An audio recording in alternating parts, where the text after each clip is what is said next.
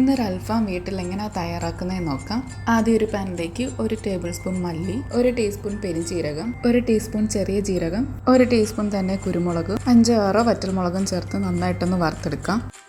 ഇനി ഇത് മിക്സിയിലിട്ട് നന്നായി പൊടിച്ചെടുക്കണം. ഇനി ആ ജാറിലേക്ക് തന്നെ ഒരു പകുതി സവാള, ഒരു ചെറിയ കഷ്ണം ഇഞ്ചി, 5-6 വെളുത്തുള്ളി, 2 പച്ചമുളക്, ഒരു പകുതി തക്കാളി, ഒരു ചെറിയ പിടി പുതിനയിലയും മല്ലിയിലയും ചേർത്ത് നന്നായി അരച്ചെടുക്കാം. ഇനി ഇത് ചിക്കനിലേക്ക് ചേർത്ത് കൊടുക്കാം. ഒപ്പം 1/2 ടീസ്പൂൺ മഞ്ഞൾപ്പൊടി, 1/2 ടീസ്പൂൺ ഗരം മസാല, കുറച്ച് തൈരും നാരങ്ങ നീരും ആവശ്യത്തിന് ഉപ്പും ചേർത്ത് നന്നായി മിക്സ് ചെയ്യാം.